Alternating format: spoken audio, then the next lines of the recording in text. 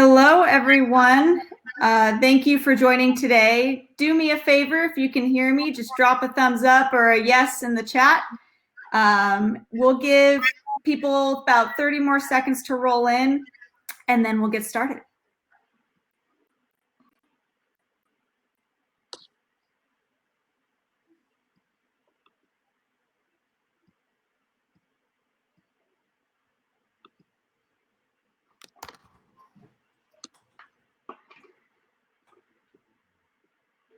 Didn't see anybody drop anything in the chat. Can somebody do that? And just make sure that you can hear me before I start rolling in here. Perfect. Thank you, Jessica, Riley, John. Appreciate it. All right.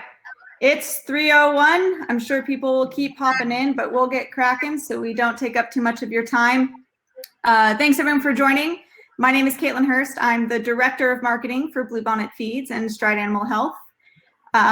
Today's webinar is pretty timely. We've been getting a lot of questions from customers on how to navigate some hay shortages that are going on in certain parts of the country, and questions from what happens when I can't get my preferred hay to how do I safely increase feeds to make up the difference. So in today's webinar, our experts will cover that and much, much more. Before we get into it, just a couple of quick housekeeping items. Be sure to drop your questions in the comments. We'll answer as many as possible at the end. Also check the resources section, the handout section for a download if you'd like specific product recommendations. We'll also send this out after the webinar, as well as the recording, so you can always reference back or if you have to hop off early. And finally, some of us have some rainstorms rolling through. So if it gets a little spotty at certain points, we apologize in advance, but please try to hang in there with us.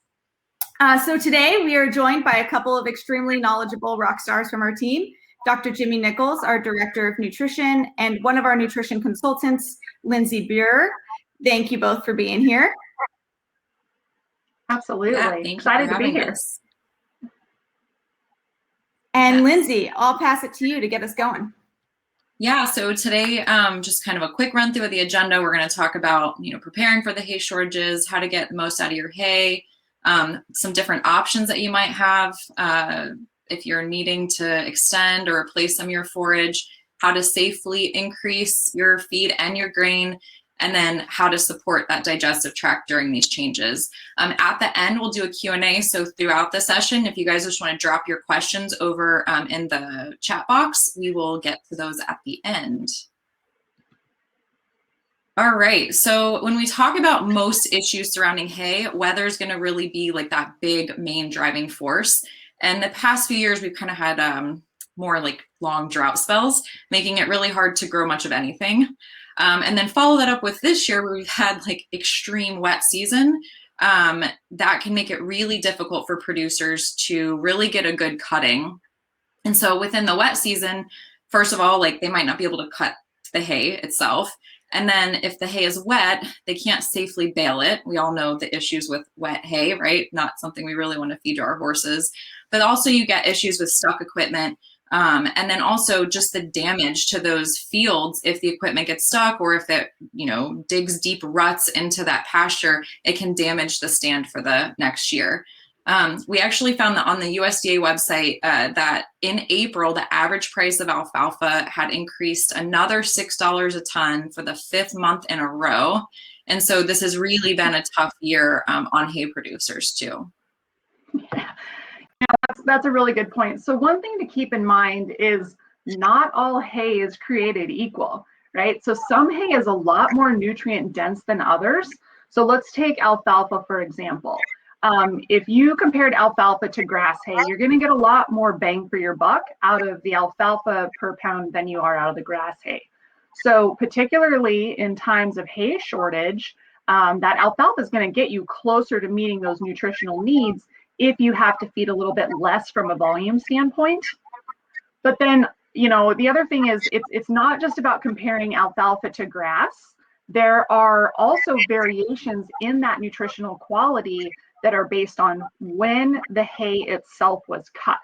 So basically, The more mature that the grass or the alfalfa is when it's cut, the lower the nutritional quality. So generally speaking, first cuttings are going to be a little bit lower in nutritional value usually compared to the later cuttings. And, often the weather or, it could just be life schedules, whatever it is, prevent a lot of farmers from getting in and getting that first cutting down early enough. However, after they get that first cutting down, the weather usually cooperates just a little bit more, and they're usually able to get those second, third, and sometimes even fourth cuttings down when that grass or that alfalfa is a little bit less mature. So it's that less mature, that immature growth that is absolutely the most nutritious for the horse. Another thing that people don't always realize is the difference between cool season species and warm season species of grasses, particularly when it comes to the sugar content or the NSC, the non-structural carbohydrate content. So your cool season grasses will be things like timothy, orchard grass, fescue, brome. Those are going to be a lot higher in sugar content compared to your warm season grasses. So your warm seasons are typically going to be like your Bermuda grass or your teff grass. So it's really important to understand what type of grass hay that you are feeding, and be aware that if you have to switch back and forth, or if you even have to make one switch between warm season and cool season species, that can really have a significant impact on your horse's digestive health. But we can certainly get into the digestive health in just a bit. Awesome, thanks. So it's really important that we keep enough hay on hand, right? So not only does this allow us to be more prepared in case we have a shortage, like kind of what we're dealing with right now or have been dealing with, but it also makes it easier for us to transition through batches and when we bring in new batches. A good rule of thumb that I kind of recommend is try to purchase at least a minimum of 3 months supply. And then a month of that 3 month is designated for that transition period as we're transitioning over to new hay. Yeah, I really like that you bring up the forage analysis, Lindsay. So, like I had mentioned before, there can be a lot of variation in hay, and the only definitive way to know what you're feeding is to actually have it analyzed. So you can tell a lot about hay just by looking at it, but I tell you what, I have been fooled by many a hay bale when I got the test results back, especially with grass hay. So, some batches that I thought would test, really high in protein. I was kind of expecting them to come back maybe 12, maybe even 14% protein. And those came back at like 6% protein. And then others that I thought were going to just test absolutely terrible came back with really high nutritional value. So, you can't always tell the quality of hay just by looking at it. And, like I mentioned earlier, the digestive tract is heavily influenced by changes, right? So it's super sensitive.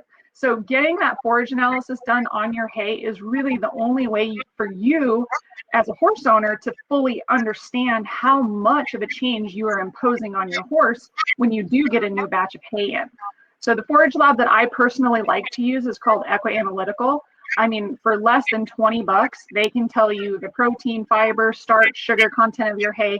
I think they even throw in a calcium and phosphorus in that basic package. And then if you do want to get really detailed and get that larger, more complete profile of minerals, they have that as well. You can put in vitamin options. So, to me, a $20 forage analysis is absolutely an invaluable tool that we all need to be pulling out of our toolboxes more often. Yeah, really, this is kind of an investment, right? We're investing in the nutrition of our animals. And so we're going to spend the money, do the analysis. Something else we can do to help make sure that we get the most of our hay is to avoid wasting it. So a couple of things is keeping your hay indoors if you can. Or if you can't, if you have to keep it outside, make sure it's completely covered with a tarp. The University of Minnesota actually found that when round bales were stored outdoors without a cover, dry matter loss was between like 7 and 49% compared to only 2 to 6% when it was stored indoors. So huge variation on storing outdoor versus indoors. But then also if you can store it off the ground on a pallet, on a clean, dry surface, that way we can avoid damaging and ruining those bottom bales as well. Again, trying to just eliminate or reduce as much waste as possible. And then something else that we can do is to consider using like a slow feeder hay net. Again, that research that they did at University of Minnesota, they found that horses wasted significantly less hay when they had that slow feeder hay net. So 7% was lost when they fed those small square bales out on the ground, on the ground indoors, versus 13% was lost when they fed it outdoors on the ground, whereas only about 1% was lost when they fed it using a hay net. Yeah, I like that you mentioned the slow feeder hay nets, Lindsay. I mean, so horses are designed to eat forage continuously throughout the day. So like in their quote natural environment, they would spend, 12, 15, 18 hours per day grazing. So using a slow feeder it allows them to sort of mimic that all day grazing behavior, because they actually have to take smaller bites, and it takes them a lot more time to try to pull and draw that hay out of those smaller holes in the hay net. So let's talk for a minute about pasture grazing. Up to this point, we've basically been discussing, hay as a forage source, but pasture is another form of forage that can also become short of supply. So especially if we are thinking about, the end of the summer, or maybe even early in the summer, if your region happens to be in a drought, if this is a drought year, that pasture supply that you're maybe reliant on might dry up and not produce the way that you hope it would. So, many people will try to ration their hay supply out just long enough to get their horses kicked out on pasture. And then they kind of take that like sigh of relief. But, don't forget, if you are going from hay to pasture with your horses, you are making a huge change in that horse's diet. Okay. So you should always introduce pasture time slowly. So offer just a few hours at first, and then just gradually work up until you have those horses in full turnout time. So that might take a period of 10 to 14 days. Don't be afraid to take longer. It's always better to take longer in that transition than it is to try to rush it. And then, definitely don't forget to take care of your pastures as well once those horses get out there, so that those pastures last as long as possible. Yeah, that's a good point. Some of my clients actually will rotate their pastures. So they'll basically put them out for an extended period of time, let them eat up down, move to the next, so that those pastures have the ability to rest. For these warmer season grasses, the recommendation is to turn them out when the grass gets like 4 to 6 inches tall, and then pull them when it hits about 1 to 2 inches tall. And so that just gives it enough time to have a little bit more sustainable pasture. Now, if you're in the northern climates, those numbers actually almost double. So it's more like 8 to 10 inches of growth before you turn them out on it, and about 3 to 4 inches where you'd want to pull them off. And actually something I learned from Dr. Jimmy was how to just visually assess a pasture. So, typically we might stand on the edge of a field and kind of look out at these beautiful rolling green pastures. But if we actually walk out in the field and look down, we might notice that all that pretty green stuff might be weeds, or maybe there are certain areas where it's really patchy and the grass has been eaten down to a level that is just way too low to sustain long-term grazing. And horses are selective grazers. So they're going to tend to eat the forages that they prefer, and they're going to disregard the stuff that maybe it doesn't taste so good. And then over time, that area, the areas where they prefer to forage will become really weak. And then it actually makes them more prone to weeds and even like the less desirable plants. Yeah, absolutely. So, what do you do when your pasture does become limited? So let's say your pasture is limited and you're short on hay. Okay, so both of your, ideal forage options are not available.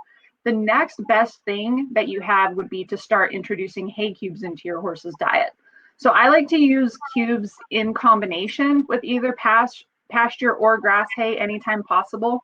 And the reason that I do that, I really try my best not to go into 100% cube diet, just because, based on the research, horses, like I said earlier, they're designed to spend up to 18 hours each day grazing or eating long stem forage. And what researchers have found is that horses can actually complete an 8 to 10 pound feeding of hay cubes in only 3 hours. So let's say you are feeding, 2% of body weight to a 1,000-pound horse. That's 20 pounds a day in cubes. So let's say you break that up into 2 feedings and you feed 10 pounds in the morning and 10 pounds at night. Well, if it only takes them 3 hours to eat each of those 10-pound feedings, that means that that horse spends 6 hours during that day actually eating. And, ideally they should be spending 18. So that leaves us with about a 12-hour deficit where they're actually standing around on an empty stomach.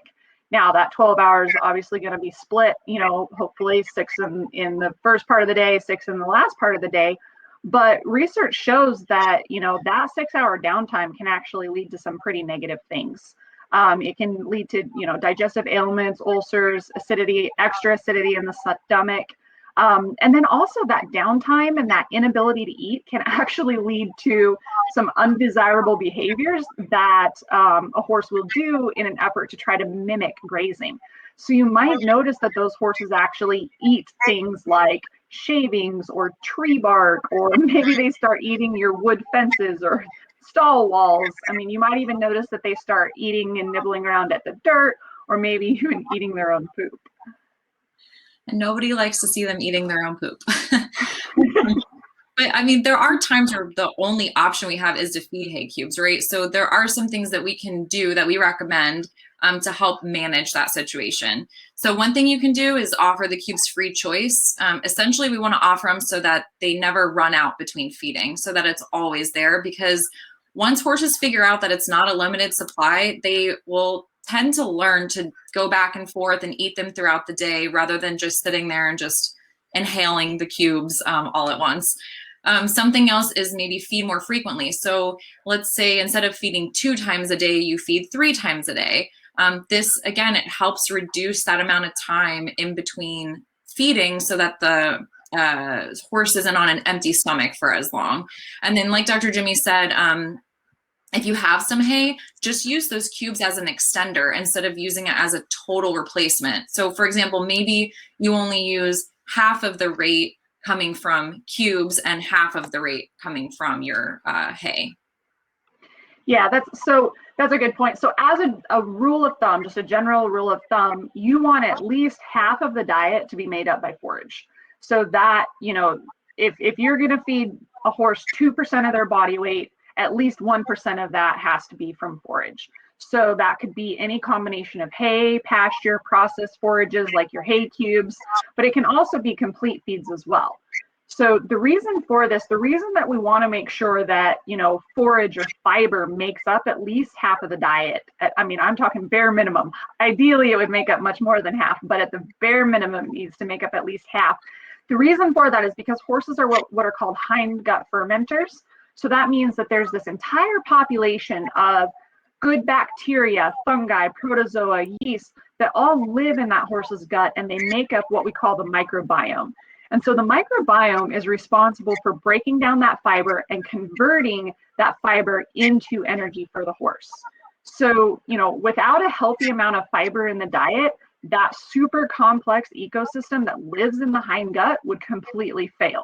In fact, there's research that shows that horses that consume diets that are, really heavy in starches and sugars and lower in the fibers are more likely to suffer from digestive ailments. So, when I say ailments, I'm talking about things like colic and ulcers and even hindgut acidosis.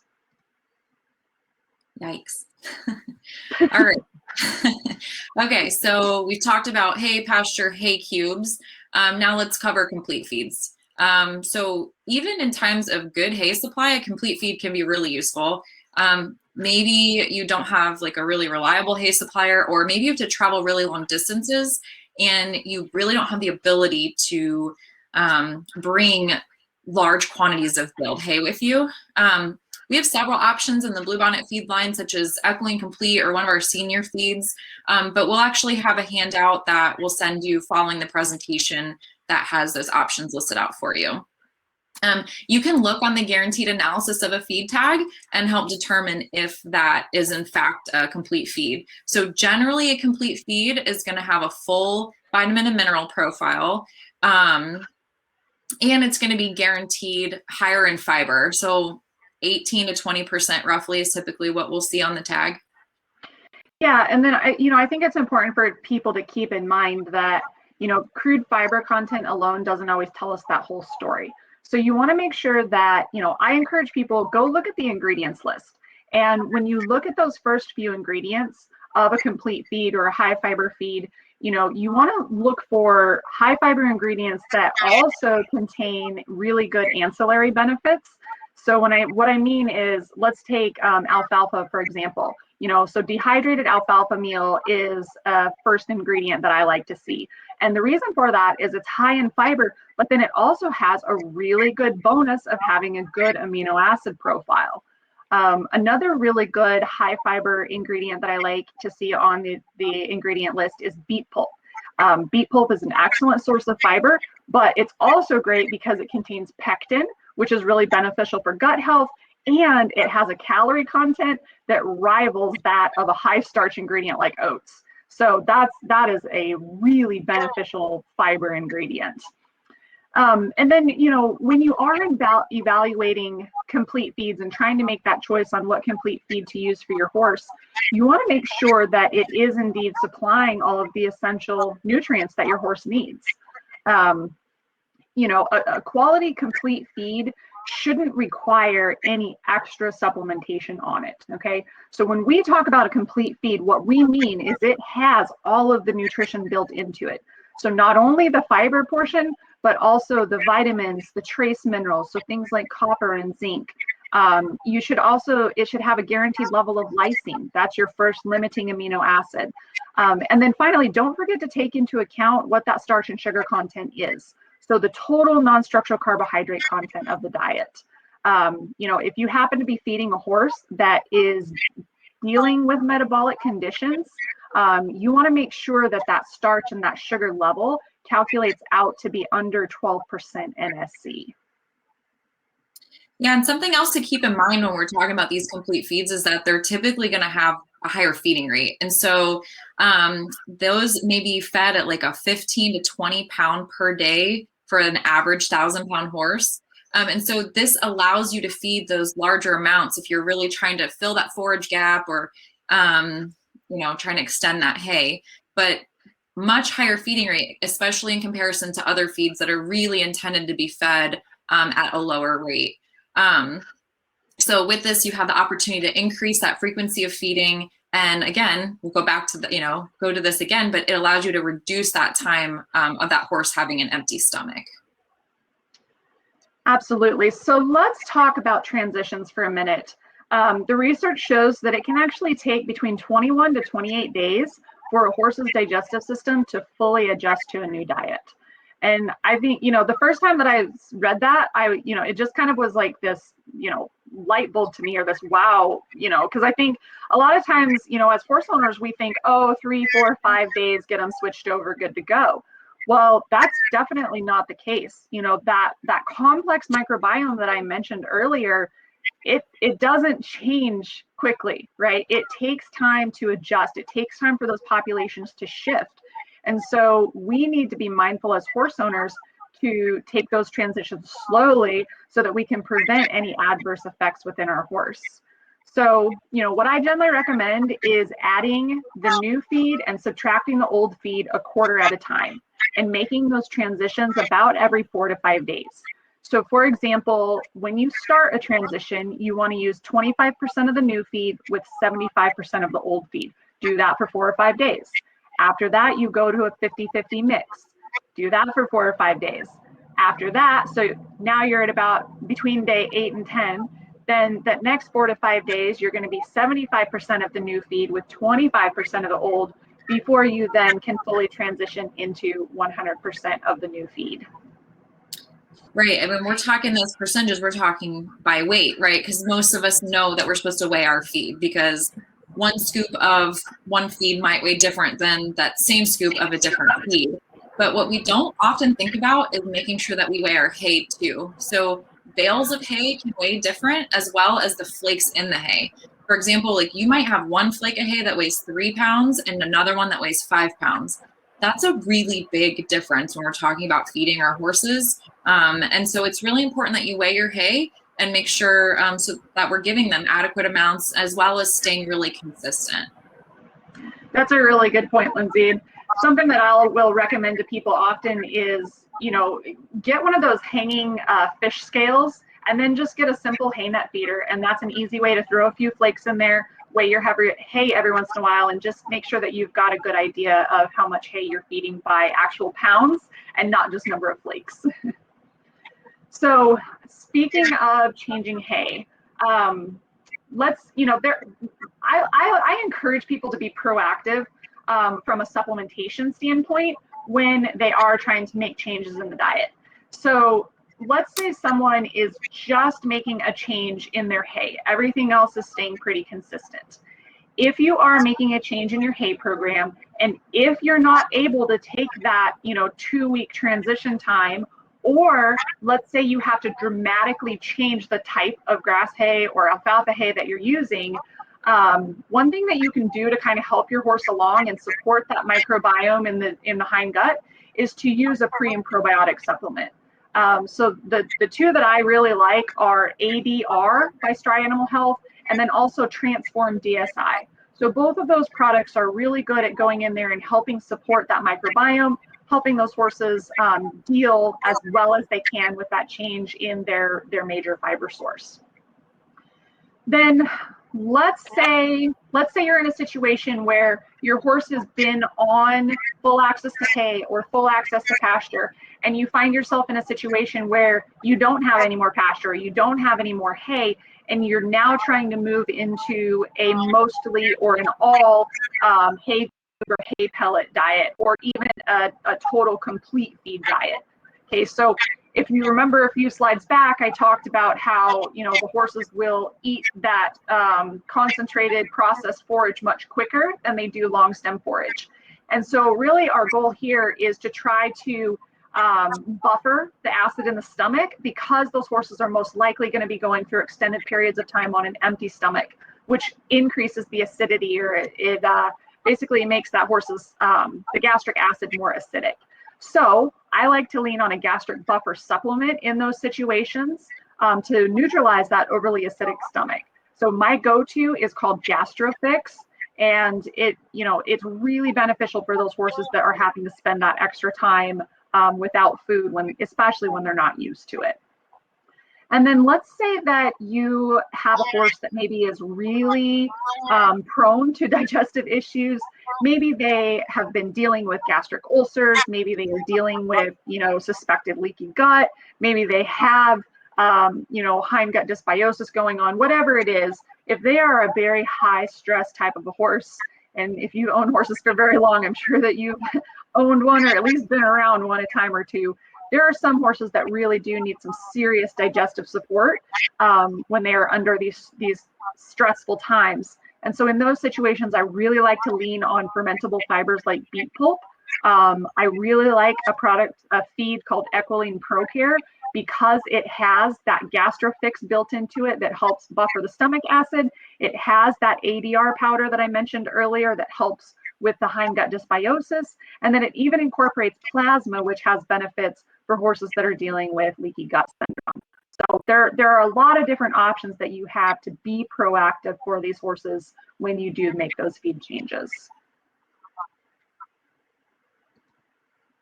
Yeah, I mean, and if your horse is trying to cope with a lot of changes in forage quality, those type of things, finding other ways to reduce those stresses are really important too. So maybe we decrease the amount of travel that we're doing, back down on some of those exercise routines, and then especially under extreme heat conditions like we are typically seeing in this Texas, Oklahoma region.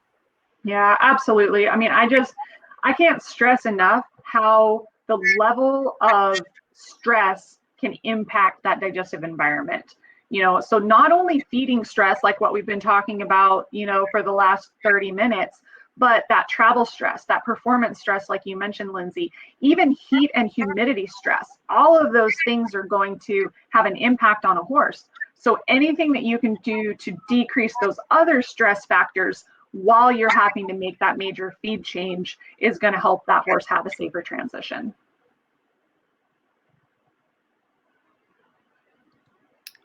Awesome. That was a lot of wonderful information. It is time for the Q&A. We had some sent directly in via private message. We had one dropped in the chat and a couple that came in before the webinar. So we have time to roll through those. Our goal was 30 minutes, so we'll be a few over, which is not so bad. If you have any burning questions, you're still drop them in the chat and we'll try to squeeze it in. So the first one is from Jess, and it says, she says, I know my hay quality is probably not as good as it should be. Without doing the analysis and all of that math, how do I know if and when I should add a complete feed? Who wants to take that? I'll take that one. So I think one way that you'll know is a good chance is that some of your horses are start falling off weight-wise, especially in the years where we've got kind of bad hay, or if even on years where we have good hay, if I have a client that maybe unfortunately gets their hands on some less than desirable quality hay, we'll start to notice that multiple horses in the facility will start to drop weight even though nothing else changed. I think it's important to keep in mind that the majority of a horse's diet should be forage. And so if there's a decrease in quality in that forage, we're more likely to get a decrease in body condition. So, so you could, if you think that you've got a bad batch and you haven't had the ability to do an analysis, one thing that I like to do, or that I recommend to a lot of my clients when I go out on the farm, is the field test is what I call it. That's the technical term. Go to your batch of hay, pick up a handful and swish it. Grass hay should be soft and pliable. If you can crack it, or if it's really rigid, that's a really good indicator that maybe it was cut a little more mature and it's not going to be quite as digestible. And so knowing that ahead of time might help give you some clues that maybe, hey, if I can't get my hands on some other type of forage, might be time to transition to a complete feed, or maybe up my feeding rate a little bit. Any additional thoughts on that one? No, I think you nailed it. I like your field test. That's a really good way to tell whether or not that hay was harvested at an immature state or a mature state. And the reason for that is because as grasses get more mature, the lignin content increases. Lignin is basically what gives grass that structure and allows it to stand up straight and tall and stiff.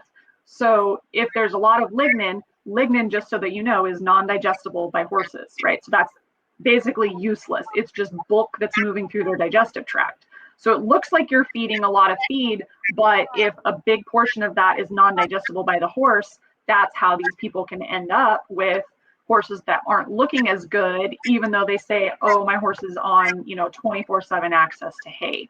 So yeah, that understanding what's really in your forage is absolutely critical. Thank you both.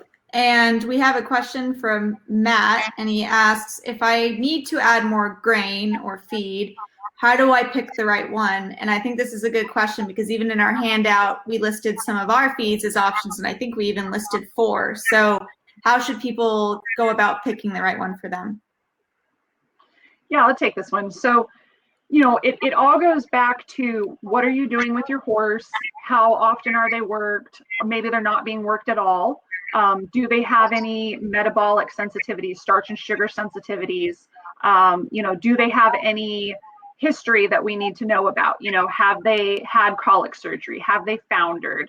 Are they dealing with something like Cushing's, or, basically we would need to do a full consult with you to kind of help guide you through that. Because,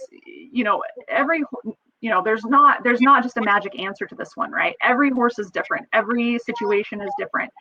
How much you want to feed actually even plays a role. So, do you want to be in a complete feed diet? Do you prefer small pellets? Do you prefer cubes? There's just so many pieces to that puzzle. And so when someone says, how do I pick the right one? My answer is always, consult with a nutritionist. Consult with somebody who does this for a living and can really help you cover all of the bases and really help figure out exactly what's right for your program. Now, that said, there might be, 2 or 3 products that could all fit in your program. So then it comes down to, what technologies are important to you. Do you want pre and probiotics built into your feed, or are you okay skipping that? Do you want, highly bioavailable organic trace minerals built into your feed, or are you okay with inorganics? So again, all of those things are something that an equine nutritionist can certainly help you sort through, so that, we do all of the hard work and you don't have to.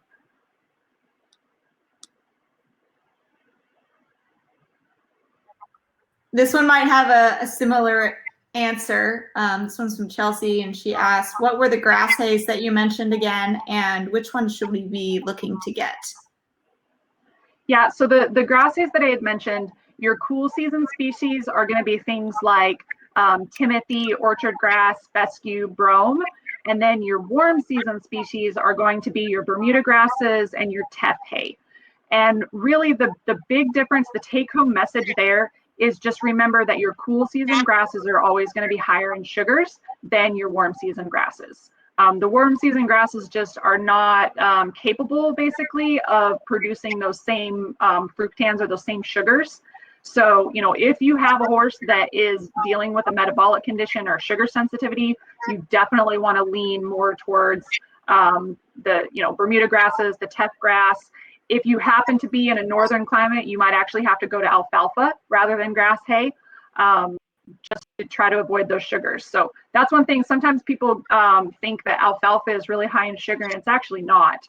Alfalfa is definitely high in protein, but it's not that high in sugar.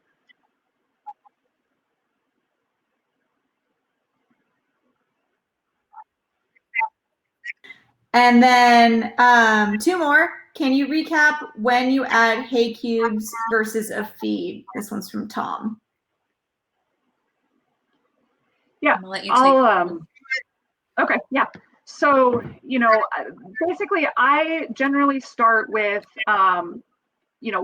where do you want the vitamin and mineral package to come from for your horse's diet?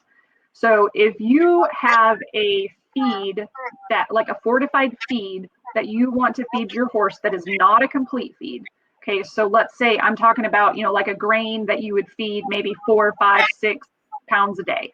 If that's what you want to provide your full vitamin mineral profile, amino acids, all of that good nutrition, then I might lean more on hay cubes versus a complete feed. Now, and the reason for that is hay cubes in and of themselves do not provide enough of your trace minerals, your vitamins, unless they've been fortified with them. So really pay attention. If you look at the feed, the tag for your hay cubes, generally all you're going to see is a protein and your fiber guarantees. So, if that's all you're seeing, you are going to have to add something else into the diet to get those vitamins and those trace minerals. Now, if you want to have one single feed that provides everything, so provides the fiber portion, provides the vitamins, provides the trace minerals, provides the amino acids, all of that, that's when I go with a complete feed. So it really depends on, kind of what you have access to, what you're most comfortable doing. A lot of people, it depends too on the feeding operation. Some people aren't able to feed themselves. Maybe they have a feed crew and they like the fact that everything is built into one complete feed and you don't have to worry about whether, they got enough of this or got enough of that. Having it all in one single package can be a big benefit to those people. Awesome. Kind of sounds like a lifestyle choice almost to me. Yeah. Perfect. One last one, and then we'll start saying goodbye. So this one's from Riley. Thanks, Riley. I feed hay twice a day, morning and night. But when I'm traveling or on the road, I keep hay in front of my horse all day long. Is it safe to increase that much that quick and just while I'm traveling? Yeah, so from my perspective, I think, assuming that you're not extremely limiting how much that morning and evening feeding is when you're at home, I think if you were to actually measure it, your horse probably is consuming a very similar amount. I would say that the bigger risk would be if you changed that hay when you traveled. So as long as you're still feeding the same hay, you're safe, even if they do eat, 5 pounds more a day. That's really going to be irrelevant. Now, if you were feeding grass hay at home and then you fed alfalfa on the road, that I would say, whoa, let's rethink that. But as long as you're using the same hay at home as you are on the road, having that couple pound difference isn't going to be too impactful. Awesome. Thank you. All right. That is all the time we have for today. So friendly reminder, we provide free nutrition consults. If you have questions specific to your horse or your program and you really want to dive in and get some help, as Jimmy mentioned, on exactly what's the right solution, the right feed, the hay, the cubes, supplements for your horse, go ahead and visit bluebonnetfeeds.com/nutrition-consult. And there's a form there. It doesn't take very long. Sometimes it looks a little lengthy, but I promise it only takes a few minutes, and it really helps the consultants come to you with better solutions much faster. And then if you have any other inquiries, we have a form on our website. You can go ahead and check that out and send it in, and we'll get it routed to the right person to properly answer your question. So thank you all for joining us today. Thank you, Lindsay. Thank you, Dr. Nichols. Thank you. Thank you.